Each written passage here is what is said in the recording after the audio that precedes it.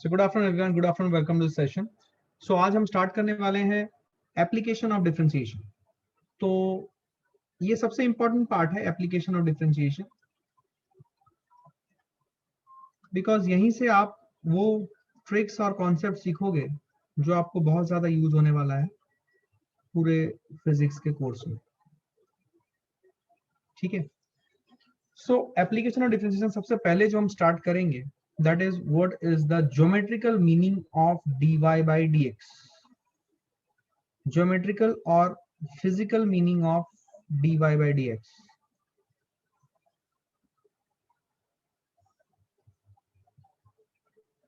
ठीक है, हमने dy by dx समझा है कि dy by dx हम करते कैसे हैं। we have understood all sorts of approach like quotient rule, multiplication rule, subtraction or addition rule, differentiation of special functions, differentiation of trig functions, differentiation of implicit functions, right. ये सब चीजें हम लोगों ने देखी है as a part of how to do d y by d x. जब d y by d x कर रहे थे तो हम लोगों ने ये सब चीजें समझी थी, ठीक है ना। तो अभी अभी हम बात करेंगे, आज हम बात करेंगे basically geometrical meaning of d y by d x. Now this is of significance, ठीक है ना। So I will introduce this chapter in a very innovative way, ठीक है ना। आप देखिए, आपको चीजें समझ में आएंगी। अगर आप थोड़ा सा अपने दिमाग में स्ट्रेस डालोगे तो आपने पढ़ा है कॉन्सेप्ट ऑफ स्लोप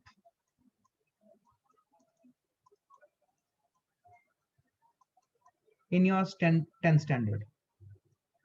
ठीक, स्लोप क्या होता है? जो आपने कॉन्सेप्ट ऑफ स्लोप पढ़ा था वो आपने पढ़ा था स्ट्रेट लाइंस का। याद करो, कोऑर्डिनेट ज्योमेट्री में ये आपने पढ़ा है।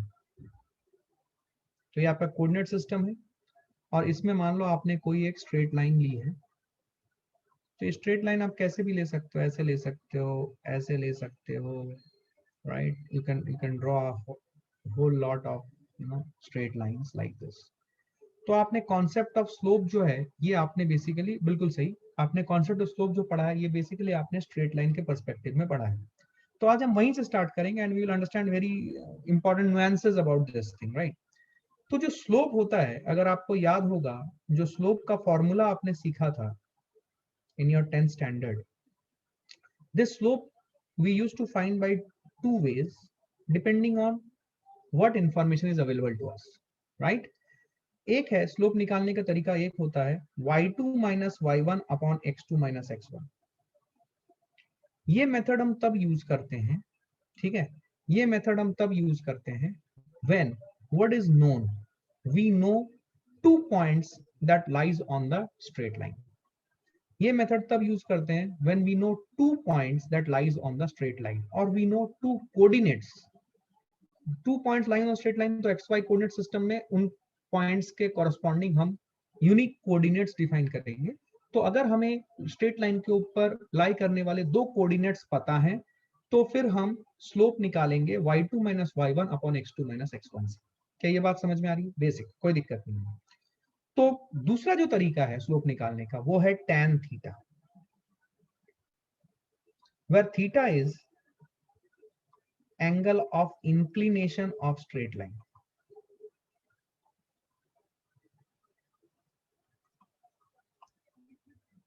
ये थीटा मेजर कैसे करते हैं? थीटा मेजर करने का भी हमारे पास एक नियम होता है, दिस वन रूल। ये थीटा कैसे मेजर होता है? थीटा इज मेजर्ड, या जो एंगल ऑफ इंक्लिनेशन होता है वो कैसे मेजर होता है? Theta is measured from the positive direction of X axis in anti clockwise direction. तो ये रूल हम फॉलो करते हैं टू डिटरमाइन थीटा और टू मेजर थीटा। और थीटा एक बार पता चल जाए तो tan ऑफ थीटा करेंगे तो हमें स्लोप मिलेगा। जैसे कि अगर मैं ये वाले लाइन की बात कर रहा हूँ, this line, suppose I name it as line 1, ये वाले लाइन की बात करूँ तो ये positive direction of X axis है। तो positive direction of X axis में एंटी क्लॉकवाइज डायरेक्शन में अगर मैं घुमा, this is the direction which is anti clockwise, तो ये पर्टिकुलर एंगल मेरा थीटा एंगल है। तो हमें एक बात समझ में आती है कि अगर थीटा ऑब्ट्यूज हो तो tan थीटा नेगेटिव होगी, तो स्लोप जो है वो नेगेटिव होगा। और अगर थीटा एक्यूट हो तो tan थीटा पॉजिटिव होगी और जो स्लोप होगा वो पॉजिटिव होगा। क्या याद आ रहा है आपको ये सब चीजें, छोटी छोटी बातें, ठीक है ना। सो स्लोप निकालने के हमारे पास 2 तरीके थे, y2 minus y1 x2 minus x1 and tan theta, ठीक है। हमारी लाइफ बहुत अच्छी थी, हम बहुत आसानी से स्लोप निकाल लेते थे। अगर हमें दो कोऑर्डिनेट्स पता है, सुने ध्यान से, अगर हमें दो कोऑर्डिनेट्स पता है तो y2 minus y1 upon x2 minus x1 कर लेंगे, और अगर हमें एंगल ऑफ इंक्लिनेशन पता है तो tan of the angle of inclination कर लेंगे and we will get the slope. तो हमारी लाइफ बहुत आसान थी। तो जब जितना हमने कोऑर्डिनेट पढ़ा था स्टैंडर्ड 10th में, वो सारे कोऑर्डिनेट्स हमने स्ट्रेट लाइन कोऑर्डिनेट्स पढ़े थे, या कोऑर्डिनेट ज्योमेट्री जितनी पढ़ी थी वो स्ट्रेट लाइन की कोऑर्डिनेट ज्योमेट्री पढ़ी थी। हमारे पास कोई कर्व वर्क कुछ नहीं था, लाइफ बहुत आसान था, सब कुछ सही चल रहा था। इनफैक्ट स्लोप निकालने के ये दो method was sufficient if we have linear graphs और स्ट्रेट लाइन। ठीक, अब मैं आपको लेके चलता हूं फिजिक्स के रिल्म में, कुछ बातें जो आपको समझनी है। देखो, सबसे पहली बात, जब हम कोऑर्डिनेट ज्योमेट्री करते थे, ये पढ़ाने का तरीका में थोड़ा यूनिक है ना, मैं आपको एकदम चीजों को लिंक करके दिखाऊंगा और आपको लगेगा कि आपने 10th स्टैंडर्ड में जो भी पढ़ाई की है, फंडू पढ़ाई की है और वो रिक्वायर्ड है। ठीक है ना, ऐसा नहीं कि 10th क्लास तो बकवास है, बिल्कुल नहीं। लेकिन हाँ, आपको लॉजिक क्लैरिटी 10th स्टैंडर्ड से ही मिलती है, और उसके बाद आप बिल्ड ऑन करते चलते हो अपने कॉन्सेप्चुअल। तो सुनो सुनो ध्यान से। अब देखो, फॉर एग्जाम्पल मैंने आपको ये समझाया है कि जब हम स्लोप निकालते हैं, ठीक है ना, मैथ्स में, तो जब हम स्लोप निकालते हैं मैथ्स में, इधर I do y2 minus y1 by x2 minus x1, और I will do tan of theta, whatever I do, ठीक है ना, टू फाइंड आउट स्लोप। तो जनरली ये जो स्लोप होता था, we use to get them as plain numbers. क्या आपको ये चीज रियलाइजेशन हो रहा है? आपने अभी तक जितने भी स्लोप निकाले हैं कोऑर्डिनेट ज्योमेट्री के सवालों में, याद करो, जितने भी आपने स्लोप निकाले हैं कोऑर्डिनेट ज्योमेट्री के सवालों में, ये सभी स्लोप्स आपने देखना, आ, आपने ये सब स्लोप के जो यूनिट्स हैं, वो यूनिट कोई भी यूनिट नहीं होती थी, दे वर यूनिटलेस, वो सिर्फ एक मियर नंबर होते थे। ठीक है, क्या मेरी बात समझ में आ रही है? क्लियर है ये? मियर नंबर होते थे। एक second, somebody wants to write something from the previous slide, I will just hold। थोड़ा फास्ट लिखो बेटा, चलो लिखो, फास्ट लिख लो इसको, लिख लो लिख लो लिख लो।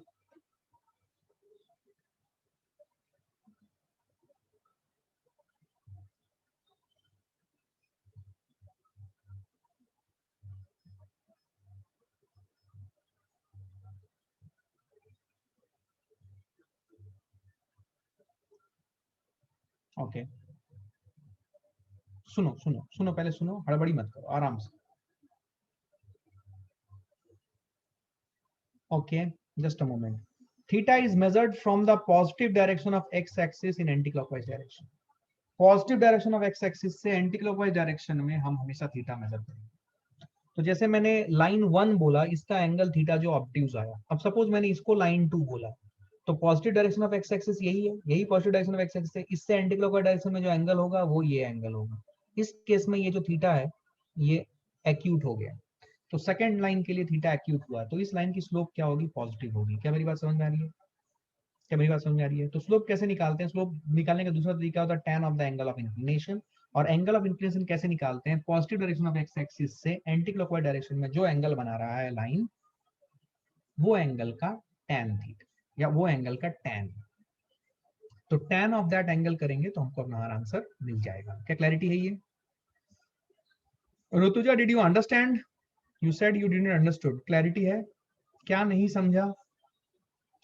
समझ में आना चाहिए। अभी कुछ बताया ही नहीं है, ऐसा नहीं बताया है कि जो तुम्हें समझना है, डोंट वरी, आएगा सब समझ। अभी ऐसा कुछ बताया भी नहीं है। क्या क्लियर है? बढ़ जाऊं आगे? जल्दी बोलो यार, बढ़ू आगे? सबने नोट कर लिया?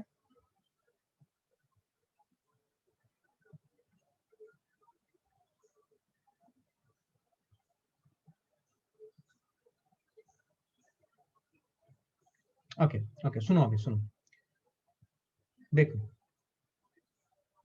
ये देखो ये देखो ये देखो,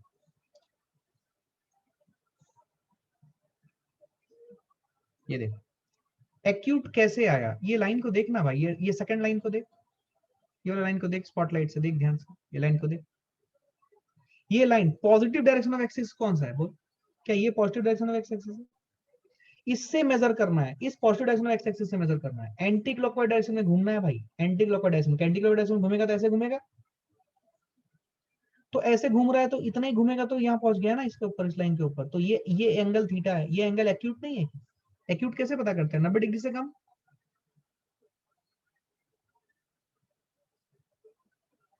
पढ़ाई नहीं की हो मैथ्स अच्छे से स्टैंडर्ड 10th में। आप सुनो अभी ध्यान से। तो slope is equal to y2 minus y1 upon x2 minus x1 tan theta. Plain number हुआ करते थे जब हम लोग मैथ्स की बात करते थे, याद करो जितने भी आपने स्लोप निकाले थे उस स्लोप की कोई यूनिट नहीं होती थी, देवर प्लेन नंबर्स। लेकिन अब प्रॉब्लम क्या हो गया कि जैसे हमारे पास फिजिक्स में जैसे हमने एंट्री मारी, तो भाई साहब अपना पहला कॉन्सेप्ट जो क्लियर होना चाहिए, और ये मैं बार बार बोल रहा हूं आपको, ये मैंने बहुत अच्छे से बताया हुआ है, डिस्क्राइब भी किया हुआ है। अगर आप मेरे basic maths tricks for physics के लेक्चर्स देखोगे जो मैंने ओपन फॉर ऑल किया हुआ है, जो जो बच्चे मेरे साथ एसोसिएटेड हैं उनको तो वो लेक्चर्स देखने ही चाहिए, because they are very very useful. तो आपको जब ये कुछ दिनों का गैप मिलेगा ना, जब मैं आपको हॉलीडे दूंगा 7-8 दिन का, उस टाइम में आप वो सब लेक्चर्स अच्छे से देख लेना, ठीक है ना। बिकॉज आपकी पूरी मैथ्स की क्लैरिटी आ जाएगी और आपको कॉन्फिडेंस भी आएगा कि हमें लैंग्वेज समझ में आता है मैथ्स का, ठीक है ना। So that is what is required. अब सुनो, तो जब हमने फिजिक्स की, सुनो मेरी बात ध्यान से, ठीक है, जब हमने फिजिक्स की बात की, तो अब y और x में नियर नंबर्स नहीं है। y में हमारे पास कुछ फिजिकल क्वांटिटीज होते हैं, कोई भी फिजिकल क्वांटिटी y में हो सकती है, और x में भी कोई भी फिजिकल क्वांटिटी हो सकती है। जैसे सपोज हमने vt का ग्राफ खींचा तो y में v है और x में t है। सपोज हम डिस्प्लेसमेंट टाइम का ग्राफ खींच रहे हैं तो y में डिस्प्लेसमेंट है, x में टाइम है। तो अब जब हम फिजिक्स में बात करेंगे ग्राफ्स की, तो हमें समझ में आना चाहिए कि फिजिक्स में जब हम स्लोप निकालेंगे तो उस स्लोप का एक फिजिकल मीनिंग है, एक कॉनोटेशन है, वो मियर एक प्लेन नंबर नहीं है। क्या मेरी बात समझ में आ रही है? जैसे कि आपको पता है कि slope of a velocity time graph gives acceleration, slope of displacement time graph gives velocity. ये स्टैंडर्ड 9th में आपने पढ़ा था, यस और नो? बोले आप, बोले आप, क्या क्लैरिटी है? ये slope of velocity time graph gives acceleration, slope of displacement time graph gives velocity. याद आ रहा है? तो फिजिक्स में हमारे पास y एक्सिस में ओनली नंबर्स नहीं होगा, x एक्सिस में ओनली नंबर्स नहीं होगा, we will be having physical quantities, they are having separate some meaning, we are having those physical quantities on y and axis, और इनके बीच में हमारा रिलेशनशिप जनरली हमें एस्टैब्लिश करने की जरूरत पड़ती है। अब जहां तक हमारा स्टैंडर्ड 10th की पढ़ाई का सवाल है, तो हम y और x के बीच का जो स्लोप, जो भी ग्राफ बनेगा उसका स्लोप, जो हमने 10th स्टैंडर्ड तक पढ़ा था, हमने सिर्फ स्ट्रेट लाइंस पढ़ी थी, लीनियर रिलेशनशिप पढ़ा था। तो इन स्ट्रेट लाइन का जो स्लोप है वो हम आसानी से निकाल सकते हैं। Slope is y2 minus y1 x2 x1 ये tan थीटा है, ये सब हम निकाल सकते हैं, कोई दिक्कत नहीं है। तो जैसे कि सपोज मैंने एक लाइन ऐसे लिया, फील करना, सपोज आई टू का लाइन लाइक दिस, ऐसा मैंने एक लाइन लिया और मुझे इस लाइन का स्लोप चाहिए। कैसे निकालूं इस लाइन का स्लोप? इस लाइन का स्लोप निकालने के लिए मुझे क्या करना पड़ेगा, इस लाइन का एक्सटेंशन ऐसे ड्रॉ करना पड़ेगा।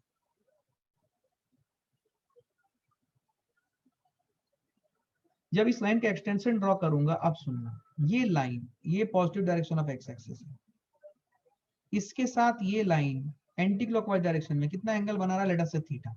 तो क्या ये इस लाइन का स्लोप हो जाएगा? बिल्कुल, ये इस लाइन का स्लोप हो जाएगा। स्लोप कैसे निकालेंगे? tan ऑफ थीटा करेंगे तो स्लोप मिलेगा। ये इस लाइन का स्लोप नहीं है, ये एंगल ऑफ इंक्लिनेशन है, tan of the angle of inclination करेंगे तो स्लोप मिलेगा, तो आई विल गेट स्लोप।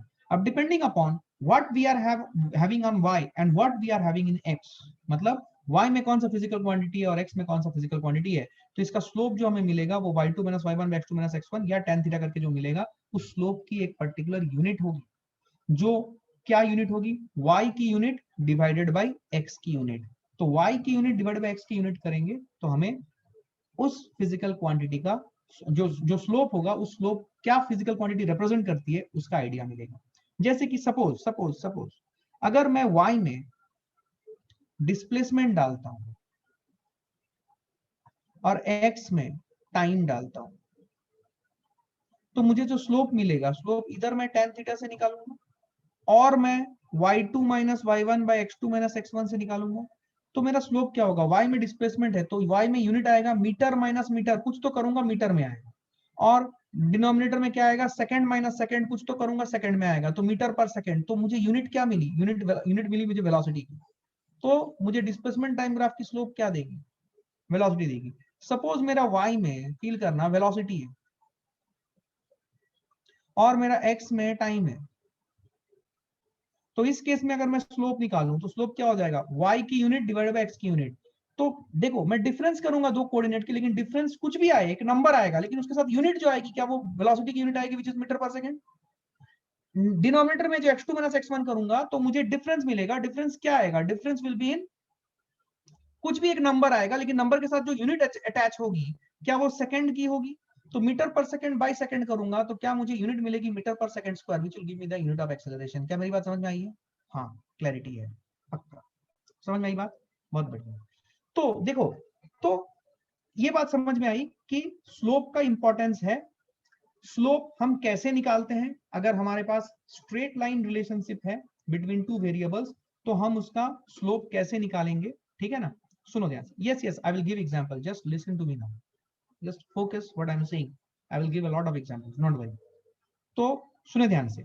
तो मैं ये बोल रहा हूं कि अगर मेरे पास y एक्सिस है, x एक्सिस है, अगर मेरे पास y एक्सिस में कोई फिजिकल क्वांटिटी है, x एक्सिस में कोई फिजिकल क्वांटिटी है, और अगर मुझे इनके बीच का रिलेशनशिप है, ये मुझे पता है कि वो लीनियर है, तो उस लीनियर रिलेशनशिप का स्लोप मैं कैसे निकालूंगा, ये मैंने निकालने का आपको दो तरीका बताया। ठीक है, अब प्रॉब्लम क्या है कि जब हम फिजिक्स में आते हैं तो फिजिक्स में हमें जो रिलेशनशिप मिलता है दो फिजिकल क्वांटिटीज y और x के बीच में, most of the relationships are non linear. Most of the relationship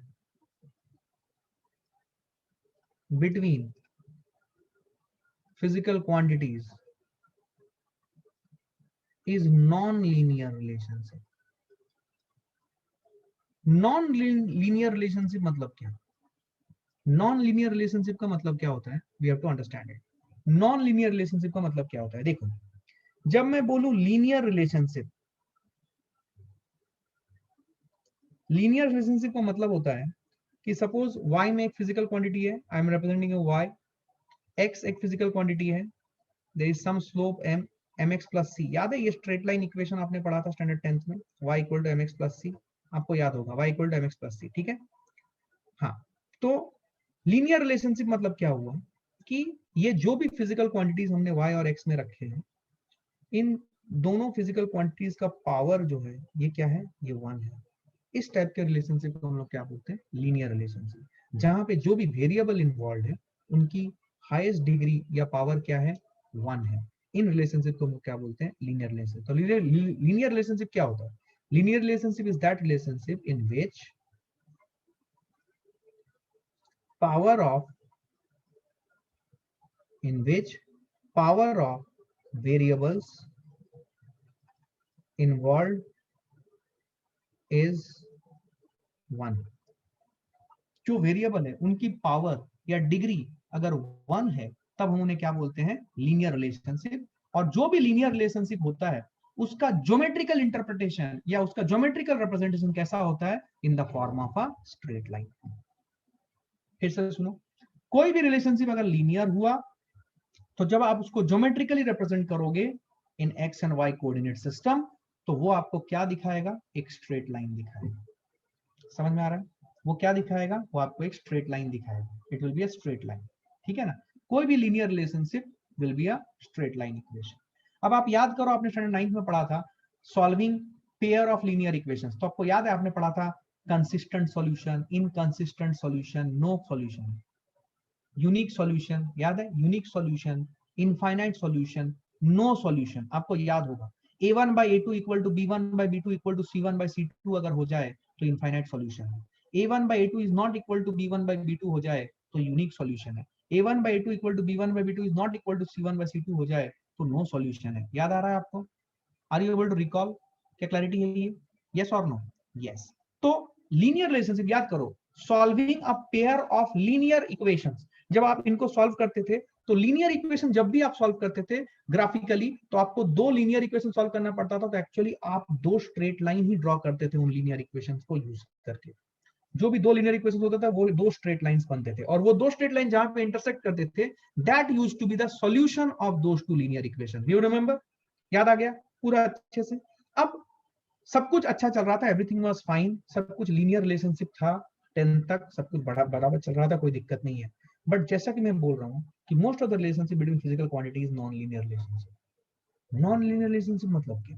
जब मैं नॉन लीनियर रिलेशनशिप लिख रहा हूँ तो व्हाट आई मीन इज, समझना इस चीज को, है ना। मैं एकदम बेस से उठा रहा हूँ, लेकिन आपको क्लैरिटी आएगी बिकॉज इसी टाइप की चीजें आप लोग डील करोगे फिजिक्स में।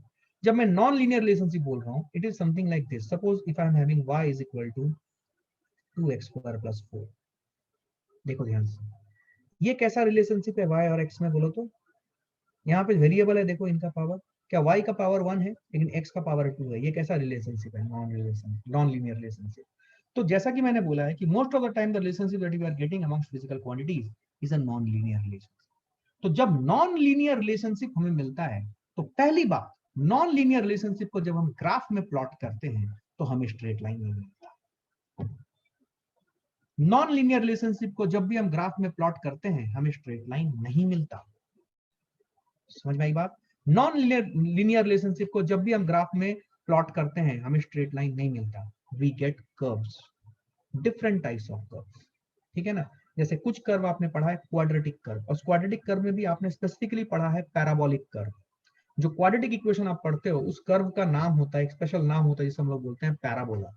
आप लोग उसके बारे में पढ़ोगे, जो मैथ्स लेके पढ़ाई कर रहे हैं उसके बारे में कंप्लीटली आप लोग कोनिक सेक्शन चैप्टर में पढ़ोगे, सब कुछ पढ़ोगे, पैराबोला, एलिप्स, हाइपरबोला, सब कुछ पढ़ोगे। ठीक है ना? लेकिन फिलहाल बेसिक्स हमने स्टैंडर्ड 10th में जो क्वाड्रेटिक इक्वेशन पढ़ा था, तो quadratic equation is a representation of a curve and that curve is a special name which is called parabola. ठीक, तो अब जब most of the relationship among physical quantities is non linear, तो अभी हमारे पास एक प्रैक्टिकल सिचुएशन आ गई, या फिर एक रियलिस्टिक सिचुएशन आ गई, और हमने जब ये वेरिएबल्स को y और x में प्लॉट किया तो हमने देखा कि हमें जो प्लॉट्स मिल रहे हैं बेटा, सारे प्लॉट्स इस टाइप से मिल रहे हैं, सारे कर्व हो रहे हैं भाई, खतरनाक, सारे कर्व हो रहे हैं अलग अलग टाइप के, सारे कर्व्स। ठीक है, सारे कर्व्स आ रहे हैं। तो जब ये कर्व आए तो अभी हमारे पास एक प्रैक्टिकल चैलेंज आ गई, अभी इस कर्व का स्लोप कैसे निकाला जाए? समझ में आई बात? अब देखो, मैंने आपको एकदम बेसिक से उठाया। 10th में आप क्या करते थे? लीनियर रिलेशनशिप आता था, most of the physical quantities की आप लीनियर रिलेशनशिप में स्लोप निकाल लेते थे। 10th में जब आपने स्लोप निकाला था तो आपको स्लोप में कोई यूनिट के बारे में सोचना नहीं पड़ता था, तो आप यूनिट के बारे में नहीं सोचते थे, सिंपल मेयर नंबर होता था। लेकिन फिजिक्स में स्लोप का एक फिजिकल मीनिंग होगा, वो एक नया फिजिकल क्वांटिटी दर्शा सकता है, ये हम लोगों ने समझा। अब दूसरी बात यह है कि most of the relationship among physical quantities are non linear. Non linear relationship को अगर हम ग्राफ में प्लॉट करें, एक्स और वाई के बीच में सपोज नॉन लीनियर रिलेशनशिप है, अभी समझने वाली बात है कि इस वाई में मियर नंबर नहीं है, कोई फिजिकल क्वांटिटी है, एक्स में मियर नंबर नहीं है, कोई फिजिकल क्वांटिटी है। जब इनको प्लॉट किया गया तो हमें नॉन लीनियर रिलेशनशिप मिला, which are not straight line, which are curves. अब सवाल है इन कर्व्स का स्लोप कैसे निकाला जाए, क्योंकि अगर हमें इसका स्लोप चाहिए तो हमें इस कर्व का स्लोप निकालना आना चाहिए। Now let's try to understand something. अभी मैं नेक्स्ट पेज में जाऊंगा, क्या ये सबने नोट कर लिया है? नोट करो, नोट करो, we will go there. I am stopping just a moment. Note करो इसे, हमको आगे बढ़ना है जल्दी, क्विकली, फास्ट।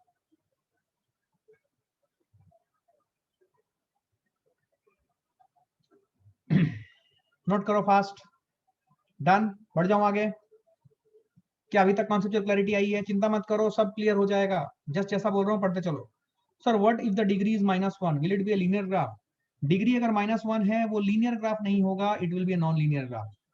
अगर अगर वेरिएबल्स की डिग्री, सुनो ध्यान से, एज अ थंब रूल लिख लेना, कुछ चीजें मैं बोलता चलूंगा, लिख लेना, ठीक है ना? हर चीज मुझे लिखाना मेरे लिए पॉसिबल नहीं होगा। अगर आपके जो भी फिजिकल क्वांटिटीज या वेरिएबल इन्वॉल्व है, सुने, कोई भी फिजिकल क्वांटिटीज या वेरिएबल इन्वॉल्व है, और अगर उसमें से कोई भी एक या दोनों फिजिकल क्वांटिटी या वेरिएबल की डिग्री अदर देन 1 है, अदर देन 1 कुछ भी हो सकता है,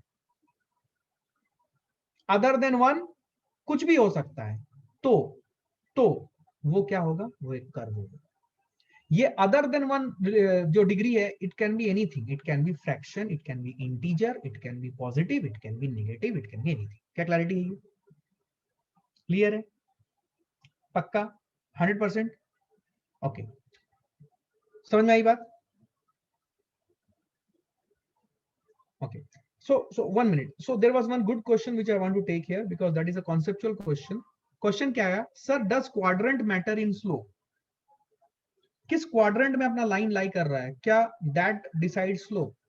क्या आंसर है आपका?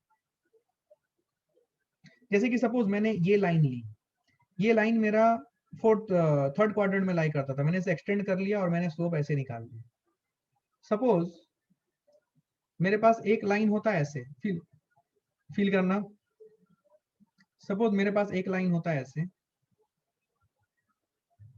विच is parallel to this line, but ये लाइन ओरिजिनली जहां पे मैंने ड्रॉ किया है ये है मेरा सेकंड क्वाड्रेंट। तो क्या इस लाइन का slope, let me tell this is line 2 and let me say this is line 1, ये दोनों लाइन आपस में पैरेलल है, इस सेकंड लाइन का स्लोप और फर्स्ट लाइन का स्लोप सेम है या अलग अलग है? जल्दी बोलो।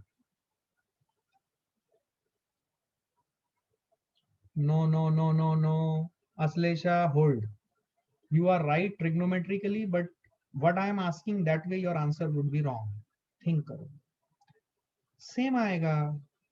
भाई साहब सुनिए, आपको स्लोप निकालना है, आपका ये लाइन किसी भी क्वाड्रेंट में रहे, लेकिन ये ओरिजिनल लाइन के अगर पैरेलल है तो आपको ये लाइन को ऐसे एक्सटेंड करना पड़ेगा, और आपको अपने एक्स क्वाड्रेंट को, एक्स एक्सिस को इस तरीके से एक्सटेंड करना पड़ेगा, और एक्स एक्सिस से एंटी क्लॉकवाइज डायरेक्शन में आपको मूव करना पड़ेगा, और ये एंगल थीटा है, ये एंगल भी थीटा, ये एंगल भी थीटा, दोनों का स्लोप सेम है भाई, मैटर नहीं करेगा किस क्वाड्रेंट में है, समझ में आ रहा है? लेकिन हाँ, उन दोनों को पैरेलल होना पड़ेगा। क्या क्लैरिटी है? ये तुम्हें समझ नहीं आया कुछ भी?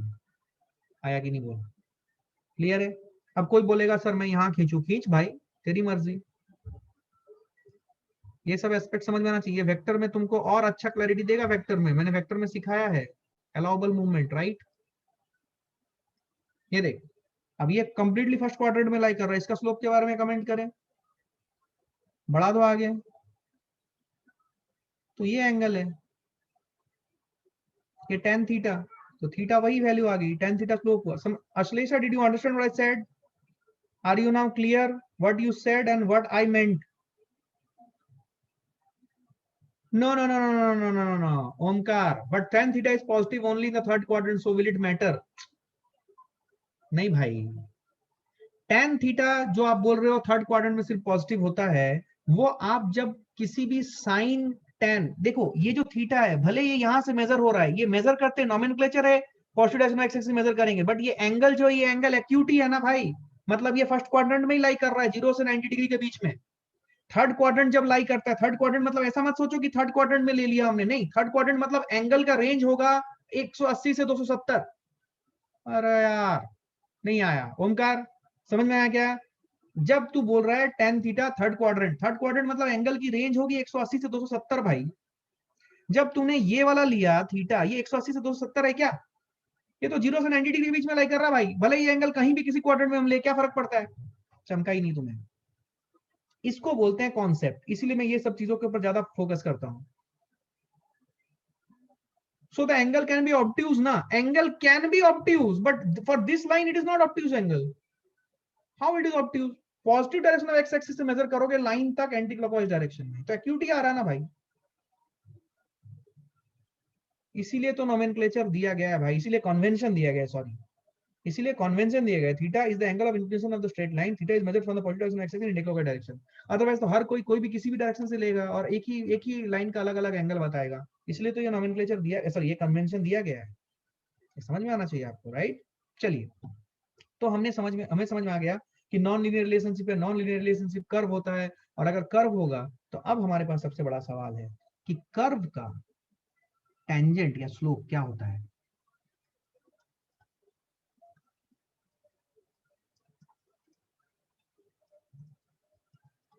कर्व का स्लोप क्या होता है? अब सुनो, this is a very interesting discussion, now listen to me.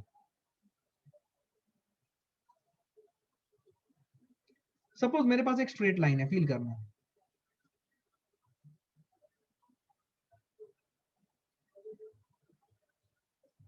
Suppose मैंने एक स्ट्रेट लाइन लिया, सुनना ध्यान से, बहुत अच्छी बात बता रहा हूं।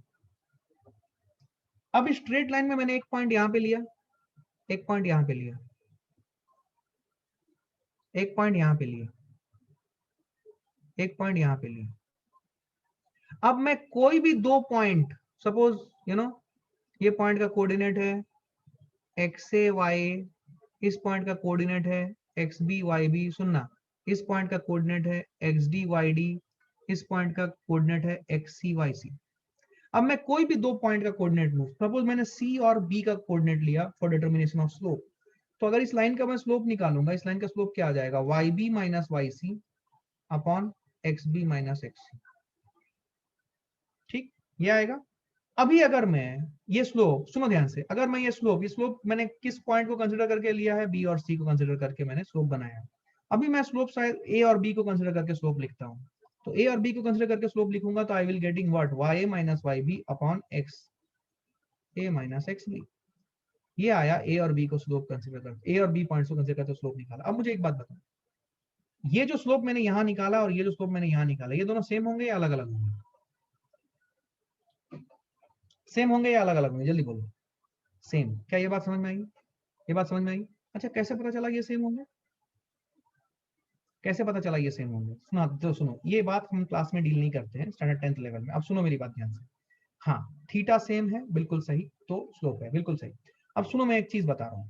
तो मैं इस स्ट्रेट लाइन में कोई भी दो पॉइंट कंसिडर करूं, और उन दो पॉइंट को, जैसे मैंने बी और सी को कंसिडर किया और बी और सी को ज्वाइन करने वाला एक इमेजिनरी लाइन बनाया। सुनना ध्यान से, मेरा लॉजिक क्या है। बी और सी को ज्वाइन करने वाला एक इमेजिनरी लाइन बनाया मैंने, जिसको मैंने ये एक अलग कलर से दिखा रहा हूं, डॉटेड लाइंस। बी और सी को ज्वाइन करने वाला मैंने एक लाइन बनाया, इमेजिनरी लाइन। अब मेरा सवाल सुनो, क्या इस बी और सी को ज्वाइन करने वाला इमेजिनरी लाइन कंप्लीटली उसी लाइन पे लाई करता है जो लाइन हमने बनाया है? क्या बी और सी को ज्वाइन करने वाला डॉटेड लाइन क्या कंप्लीटली सुपर इंपोज हो जाता है या उसी लाइन पे लाई करता है जो लाइन एक्चुअली में है, जो बी और सी को ज्वाइन कर रहा है? हाँ या ना? समझ में आ रही है बात? सिमिलरली अगर मैं बी और ए को ज्वाइन करने वाला डॉटेड लाइन लेता हूं, तो क्या बी और ए को ज्वाइन करने वाला डॉटेड लाइन भी उसी लाइन में लाई करता है जो एक्चुअली जो लाइन है? तो इसीलिए ये सुनो, सुनो ध्यान से, not compulsory, in straight line it is compulsory. Straight line में तुम कोई भी दो पॉइंट लो, उनको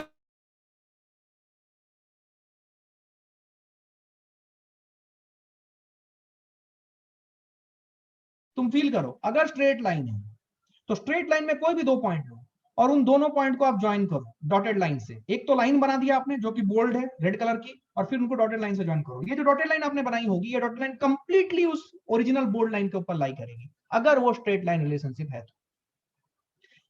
ये होने के कारण आप स्लोप कोई भी दो पॉइंट के बीच में, दो पॉइंट को कोऑर्डिनेट्स मान के निकालो, वो दो पॉइंट काफी क्लोज हो या बहुत दूर हो, कुछ फर्क नहीं पड़ता है, स्लोप दोनों केस में समझ सेम आएगा। क्या मेरी बात समझ में आ रही है मैं क्या बोल रहा हूं? Am I audible to everyone? Am I audible to everyone? Yes. Arnab, हो सकता है कुछ नेटवर्क का इशू हो दोस्त, होल्ड कर, थोड़ा देर में ठीक हो जाए। अब सुनो ध्यान से, क्या मेरी बात समझ में आ रही है? मैं फिर से रिपीट कर रहा हूं, अगर स्ट्रेट लाइन या लीनियर रिलेशनशिप की बात हम कर रहे हैं, तो लीनियर रिलेशनशिप में अगर हम स्ट्रेट लाइन, जैसे लीनियर रिलेशनशिप में तो स्ट्रेट लाइन होता है, तो स्ट्रेट लाइन अगर है तो स्ट्रेट लाइन में मैं कोई भी दो पॉइंट उस स्ट्रेट लाइन पे लूं, कोई भी दो पॉइंट, ये दो पॉइंट आपस में बहुत करीब हो सकते हैं या फिर बहुत दूर हो सकते हैं, कुछ फर्क नहीं पड़ता है, हमें स्लोप सेम मिलेगा। समझ में आई बात? क्या ये बात समझ में आई है? ये मैं क्यों बता रहा हूं, अभी आपको समझ में आएगी बात।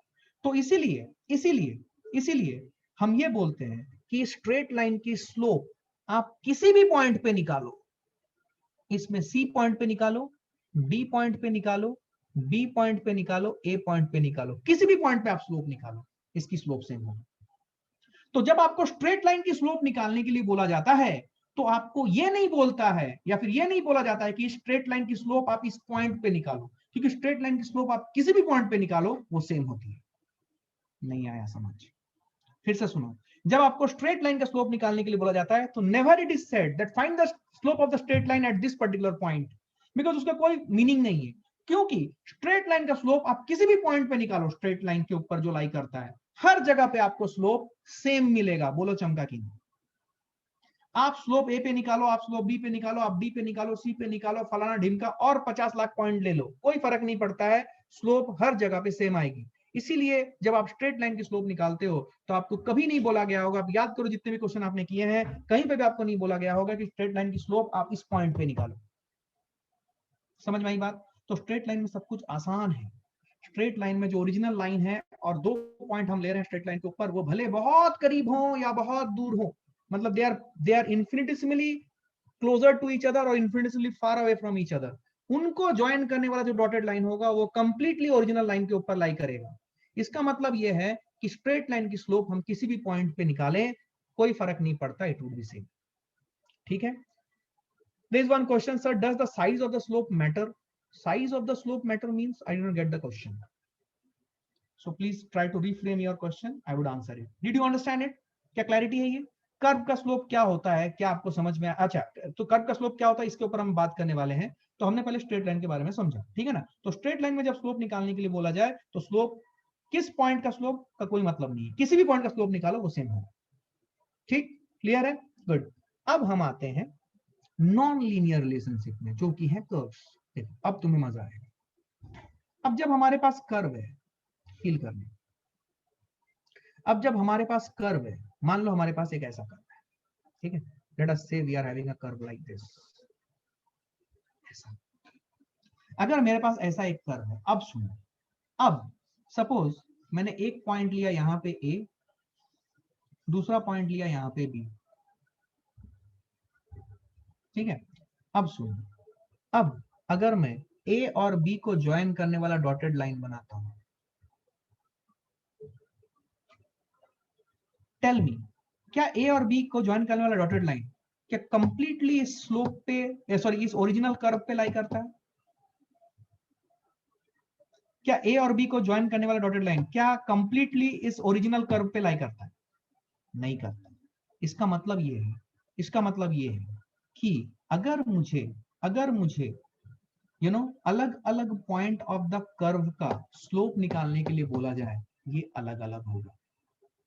तो इसीलिए कर्व में जब हमें स्लोप निकालने के लिए बोला जाएगा, सो कर्व में, सुनो ध्यान से, थोड़ा सा हिंदी इंग्लिश दोनों का मिक्स ले रहा हूं ताकि आपको एकदम क्लैरिटी दे। कर्व में slope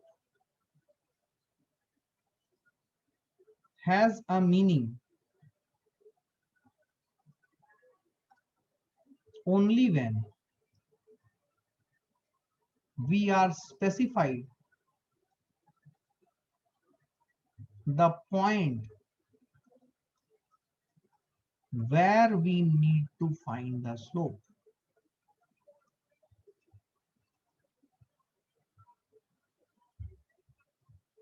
As slope of curve at different points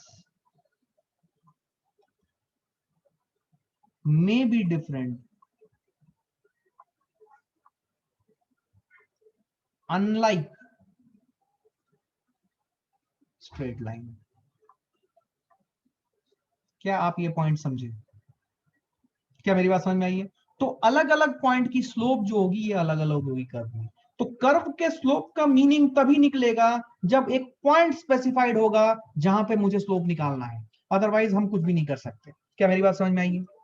क्या मेरी बात समझ में आई है? अब सवाल है कि इस कर्व के स्लोप को कैसे निकालें। तो कर्व का स्लोप आता है,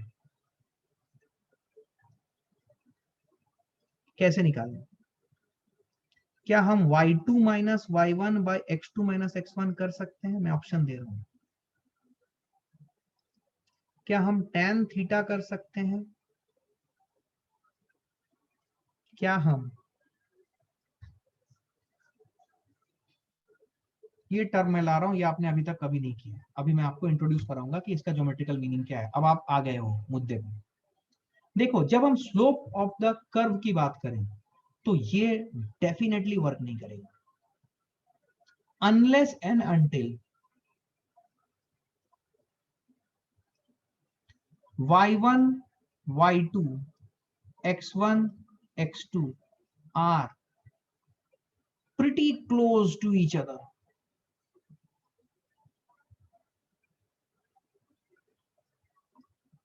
तो अगर y1 y2 x1 x2 ये जो दो कोऑर्डिनेट्स हैं, अगर ये दो कोऑर्डिनेट्स काफी क्लोज हो तो फिर वो जो उनको ज्वाइन करने वाली डॉटेड लाइन होगी वो ऑलमोस्ट उस कर्व पे लाई कर जाएगी जिस कर्व का स्लोप पूछा जा रहा है।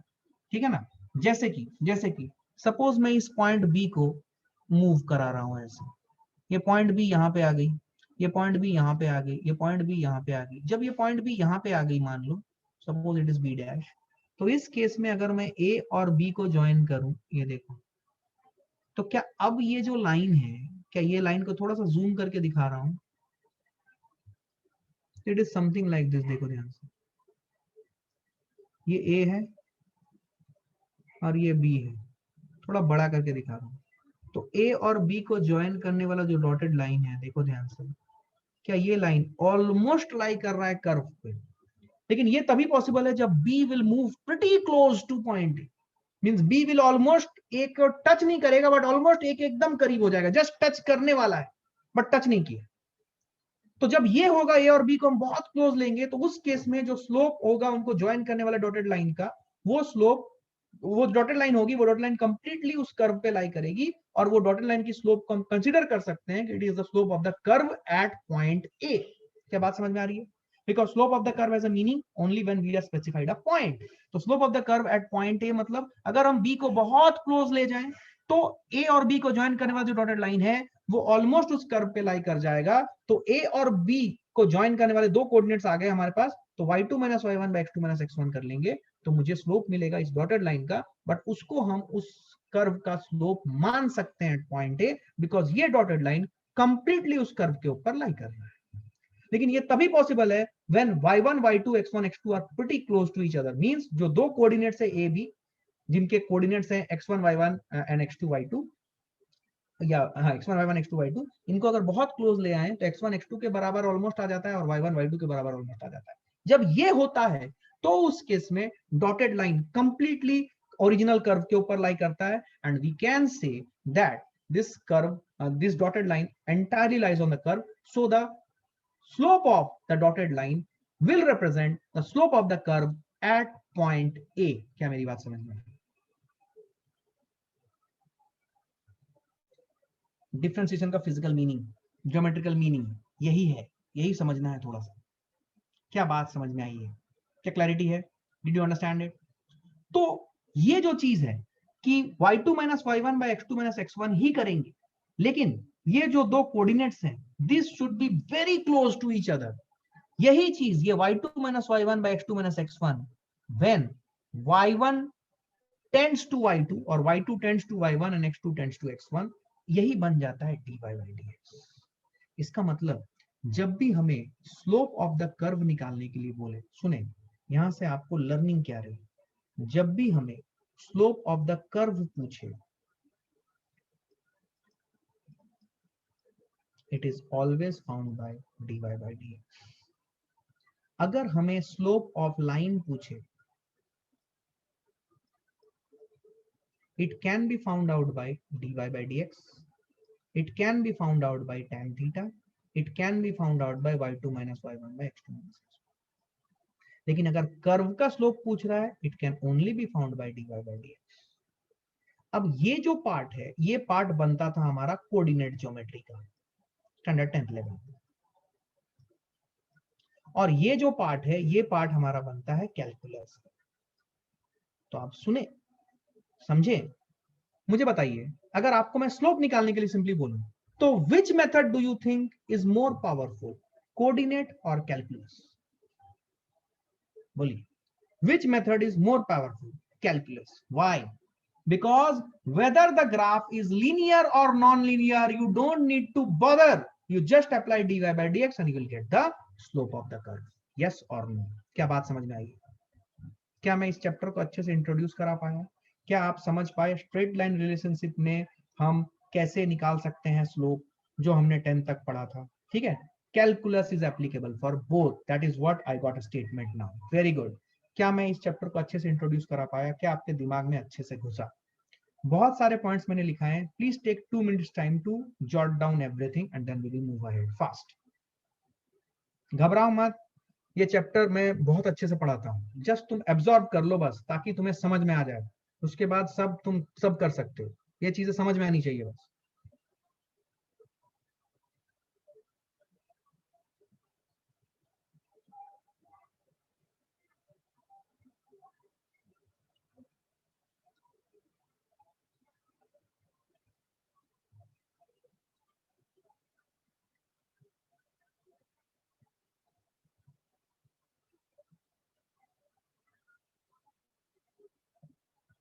ओके, अब सुनो। सो नाउ वी अंडरस्टैंड कि what is the physical meaning of dy by dx। तो सुनो ध्यान से, तो हमारे पास क्या आएंगी, सुनो ध्यान से। सबसे पहले हमारे पास एक लॉजिक स्ट्रक्चर है, हमारे पास सबसे पहले एक इक्वेशन आएंगी, हम इक्वेशन को चेक करेंगे, चेक फॉर लिनियरिटी। तो अगर इक्वेशन जो भी फिजिकल वेरिएबल को इन्वॉल्व करके जो इक्वेशन बना, अगर वो इक्वेशन लीनियर है तो इसका जो स्लोप होगा, इसका स्लोप आएगा इधर dy by dx से, या फिर tan थीटा से, या फिर y2 minus y1 by x2 minus x1 से। अगर लीनियरिटी चेक किया तो हमें नॉन लीनियर मिला ग्राफ, और नॉन लीनियर ग्राफ का मुझे स्लोप निकालना है, तो मैं कैसे निकालूंगा? Only option is dy by dx। क्या मेरी बात समझ में आई है? So I should be very much clear about this logic structure in my mind. अगर ये अपने को समझ में आता है तो अपने को कोई दिक्कत नहीं है, विल अंडरस्टैंड। ठीक है, now listen to me. Suppose मैं आपको एक एग्जांपल देता हूं, y is equal to 4x plus c, इसका स्लोप निकालें, ठीक है, by both methods, by coordinate जो आप स्टैंडर्ड 10th में जानते थे, एंड बाय कैलकुलस। दोनों मेथड से स्लोप निकालें और चेक कर लें क्या दोनों मैच कर रहा है या नहीं। ठीक है, दोनों मैच कर रहा है कि सब लोग चेक करें। दूसरा, y is equal to X square plus 4, इसका भी स्लोप निकालें। ठीक है, इसका भी स्लोप निकालें। जब इसका स्लोप निकालेंगे तो आपको कुछ बहुत बड़ी एक रेवलेशन होगी। वो रेवलेशन क्या है ये बताइए जल्दी, फास्ट, 1 मिनट का समझ लो, फास्ट, क्विकली क्विकली। ये थोड़ा समझने में टाइम लगता है बेटा, इसीलिए इसको इत्मीनान से समझाया जाता है। आप एक बार समझ लिए ना, फिर रॉक सॉलिड फास्ट स्पीड से मूव कर जाएंगे, कोई दिक्कत नहीं है। लेकिन ये समझ में आना चाहिए, क्योंकि ये क्लैरिटी नहीं आएगी तो फिर फंसोगे। हाँ बोलो। देखो पहला ग्राफ कैसा ग्राफ है, y का पावर 1 है, ये देखो, ये बेसिक चीजें होनी चाहिए। अब ये y की जगह पे इतना याद रखना कि फिजिक्स में ये सब फिजिकल क्वांटिटीज होंगे, ये सिंपल मियर नंबर नहीं होगा। क्या मेरी बात समझ में आ रही है? तो y की वैल्यू 1 है, x की वैल्यू 1 है, ये लीनियर है। लीनियर है तो मैं कोऑर्डिनेट एंड कैलकुलस दोनों से निकाल सकता हूँ। कोऑर्डिनेट के हिसाब से अगर हम देखें तो it is matching with my equation y equal to mx plus c format है ये। तो m की वैल्यू मैच कराएंगे दोनों फॉर्मेट के हिसाब से, तो m की वैल्यू 4 आ जाएगी फ्रॉम माय कोऑर्डिनेट ज्योमेट्री का नॉलेज। यस और नो? क्या क्लैरिटी है ये? कोई दिक्कत नहीं है, गुड। अब दूसरा वाला मेथड है कैलकुलस। कैलकुलस के लिए क्या करेंगे? dy by dx करेंगे। करते हैं dy by dx। अगर dy by dx करेंगे तो डी by dx ऑफ, ध्यान से देखो इसीलिए कैलकुलस पढ़ा है आपने, देखो अभी कितना फास्ट कर लोगे आप। D by dx of 4x, जल्दी बोल, plus D by dx of c, बोल हाँ या ना, क्या क्लैरिटी है? c तो कांस्टेंट है, ये 0 हो गया। D by dx of 4x, 4 को बाहर ले आएंगे, थोड़ा फास्ट बोल रहा हूँ, क्या ये 4 आ गया आंसर? देखिए दोनों मैच कर रहे हैं क्या? ओ माय गॉड, इसका मतलब calculus is over powering, calculus is over powering. Yes और नो? गुड। अब स्लोप दूसरा देख, दूसरा जैसे ही देखा हमने, सुन ध्यान से, दूसरा जैसे ही हमने देखा, दूसरे में हमें समझ में आ गया कि बेटा इसका पावर 1 है, इसका पावर 2 है। ओ माय गॉड, इसका मतलब ये नॉन लीनियर है। पहली बात तो अपने को समझ में आ गई नॉन लीनियर है। जैसे ही नॉन लीनियर है तो हमारे दिमाग में घंटी बजनी चाहिए। क्या घंटी बजनी चाहिए? बोल। कि इसका जब ग्राफ खींचेंगे, भाई साहब सुने, इसका जब ग्राफ खींचेंगे लीनियर होगा या नॉन लीनियर होगा? बोल जल्दी, क्विकली फास्ट। इसका ग्राफ खींचेंगे, पहले वाला ग्राफ खींचेंगे कैसा होगा? लीनियर। दूसरे का ग्राफ खींचेंगे कैसा होगा? जल्दी बोलो, क्विकली, नॉन लीनियर। क्या बात समझ में आई है? अब आपको इस ग्राफ के बारे में कंप्लीट कच्चा चिट्ठा समझ में आ जाएगा इस चैप्टर में, लेकिन फिलहाल बेसिक बेसिक बात है, ये नॉन लीनियर ग्राफ अपने को समझ में आई। अब इसका स्लोप सुन। स्लोप, नॉन लीनियर ग्राफ का स्लोप कब निकाल सकते हैं? नॉन लीनियर ग्राफ का स्लोप कब निकाल सकते हैं? No, what I am asking, please answer. Non linear का ग्राफ का स्लोप हम कब निकाल सकते हैं?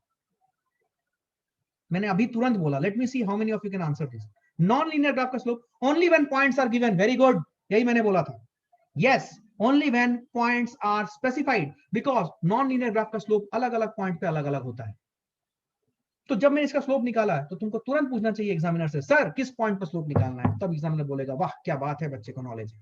क्या क्लैरिटी है ये? तो ये जो स्लोप है नॉन लीनियर है। इस नॉन लीनियर ग्राफ का अगर हम स्लोप निकालते हैं वो dy by dx होगा। dy by dx होगा तो it will give me d by dx of, सुने, x square plus 4। d by dx of x plus 4 मतलब d by dx of x square plus d by dx of 4। चमका क्या? ये part 0 है, d by dx of x square 2x है। बोलो मेरी बात समझ में आ रही है? जल्दी फास्ट, थोड़ा फास्ट बोल रहा हूं मैं, बिकॉज ये सब आप कर चुके हो ना, you are master of this. Yes और नो? अब dx ऑफ x स्क्वायर किया तो ये 2x आया। क्या मेरी बात सबको समझ में आई है? अब ये 2x स्लोप का क्या मतलब है? ये 2x स्लोप का कोई मतलब नहीं, क्योंकि अलग अलग x पे अलग हो रहा है। क्या मेरी बात समझ में आई? अगर मैं dy by dx स्लोप बोल रहा हूं, सुनना, dy by dx स्लोप है तो ये स्लोप, क्या ये स्लोप कांस्टेंट है या वेरिएबल है? क्या समझ में आ रहा है तुम्हें? dy by dx is equal to 2x. Comment on slope. Is it constant or variable? जल्दी बोले. dy by dx is equal to 2x. Is it constant or variable? It is variable. Very good. Did you understand this? Constant गलत है. dy by dx is variable. Did you understand this? dy by dx is variable मतलब समझ में आया कि नहीं बोलो. dy by dx variable मतलब अलग अलग पॉइंट पे स्लोप अलग अलग है. क्या मेरी बात समझ में आई है? Yes sir, 100%. तो इसका मतलब अब अगर मुझे इसका स्लोप चाहिए तो मुझे पॉइंट चाहिए जिस पॉइंट पे मुझे स्लोप निकालना है. सपोज आपको बोला गया find slope at x equal to 4.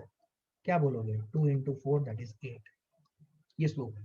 अब अगर ये मैथ्स है तो आप 8 बोल के चुप हो जाओ. लेकिन अगर ये फिजिक्स है तो y में एक फिजिकल क्वांटिटी, x में एक फिजिकल क्वांटिटी, तो आपको स्लोप आएगा y की physical quantity divide by x की फिजिकल क्वांटिटी. तो वो आपको ऑल टुगेदर एक नया फिजिकल क्वांटिटी दे सकता है. बोल चमका की. क्या मेरी बात समझ में आई? क्या मेरी बात समझ में आई? बोलो बोलो. क्लैरिटी है? 100% क्लियर है? सार्थक चिंता मत कर दोस्त, एक बार समझ जा. मैं बता रहा हूं ये चैप्टर में थोड़ा सा एफर्ट मारता हूं क्योंकि अगर तुम ये चैप्टर सही से मतलब एकदम गहराई से समझ लिए तो तुम कहीं नहीं फंसने हो. Last statement not understood. dy by dx 2x. फिर से लिखो, सुनो ध्यान से.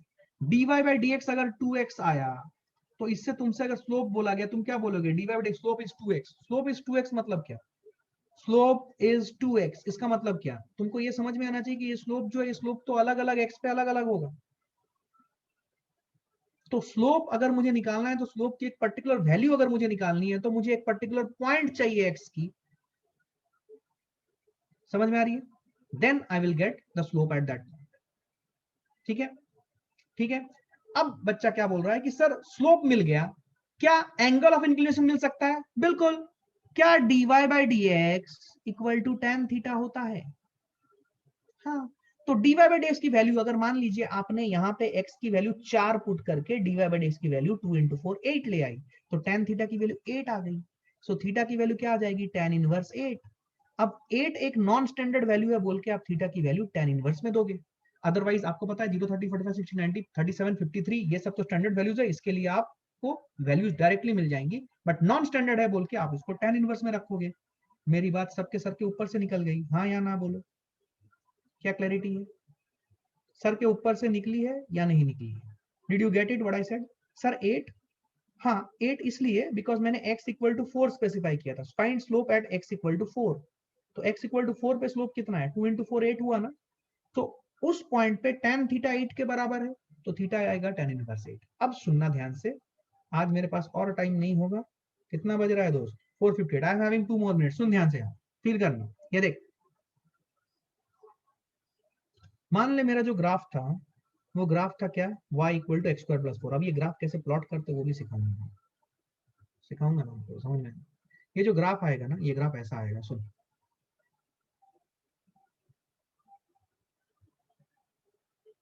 ऐसा ग्राफ आएगा. ठीक है? ये y है, ये x. ठीक है? अब x इक्वल टू 8 पे मुझे इसका स्लोप निकालना है. सुनना ध्यान से. तो x इक्वल टू 8 मान ले यहाँ पे कहीं पे x इक्वल टू 8 है तो स्लोप निकाला मतलब मैंने x इक्वल टू 8 पे इस ग्राफ के ऊपर टेंजेंट खींचा. सुनना. तो जब मैंने इस ग्राफ के ऊपर टेंजेंट खींचा और मैंने इस लाइन को एक्सटेंड कर दिया तो ये line positive direction of X axis in anti clockwise direction के साथ ये एंगल थीटा बनाया. तो ये tan थीटा 8 के बराबर है. समझा क्या?